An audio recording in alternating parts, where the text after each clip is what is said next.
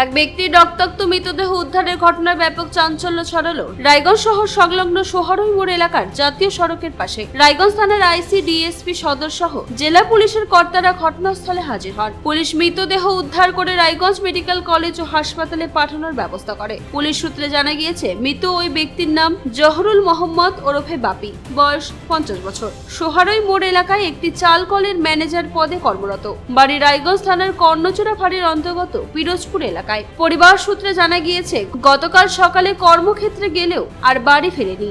বিকেল 4টে নাগাদ পুলিশ মারফত খবর পেয়ে পরিবারের সদস্যরা ঘটনাস্থলে হাজির হয়ে মৃতদেহ শনাক্ত করে। এরপর মৃতদেহ উদ্ধার করে রায়গঞ্জ মেডিকেল কলেজ ও হাসপাতালে জরুরি বিভাগে পাঠালে চিকিৎসক মৃত বলে ঘোষণা করে। এদিন ঘটনাস্থলে গিয়ে দেখা গেল পুরনো জাতীয় সড়কের ধারে মোটর বাইকটি স্ট্যান্ড করে রাখা রয়েছে। তার অদূরেই রক্তাক্ত মৃতদেহ পড়ে রয়েছে। শরীরের একাধিক জায়গায় ক্ষতের চিহ্ন রয়েছে। মৃত ব্যক্তির ভাই ইদু মোহাম্মদ বলেন, আপনার নাম? আমার নাম ইদু মোহাম্মদ। যে মারা গেছে কে হবে আপনার? আমার দাদা কি নাম ওনার? জহরুল মোহাম্মদ। বয়স কত হবে? 50-এর কাছাকাছি। বাড়ি কোথায় ওনার? পিরোজপুর। কখন থেকে পাওয়া যাচ্ছিল না? কালকে থেকে পাওয়া যাচ্ছে না। কি করেন উনি? ও রাইস মিলে কাজ করতো। কোন জায়গায় সেটা?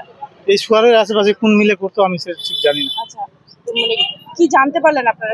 কি এখন বোঝা যাচ্ছে না কিছু, কেউ মেরে ফেলে দিয়েছে মনে হচ্ছে, যেটা বোঝা যাচ্ছে। কি দেখলেন এসে? এসে দেখলাম পড়ে আছে। আমি তো ওই কি অবস্থায় পড়ে আছে দেখলেন? মনে হচ্ছে মেরে ফেলে দিয়েছে কেউ। কোনো শত্রুতা বা কিছু এরকম কিছু ছিল? সেরকম তো শত্রুতা বলতে কোনো কিছু নাই আমাদের। এখন ও যেখানে কাজ করতো সেখানকার কথা তো আমি কোনো বলতে পারছি ঝামেলা না। বা কিছু সেটা তো আমরা বলতে পারছি না। ওই তো বাড়িতেই তো যায়নি সকালে, কালকে যায়নি তো রাত্রে। খোঁজাখুঁজি করেছিলেন? খোঁজাখুঁজি করেছি, ফোন করেছি, লাগেনি ফোন। মনে করলাম কাজে আছে, হয়তো চলে আসবে। বাড়িতে কে কে রয়েছে ওনার? ওনার 2 মেয়ে রয়েছে, ওনার স্ত্রী রয়েছে।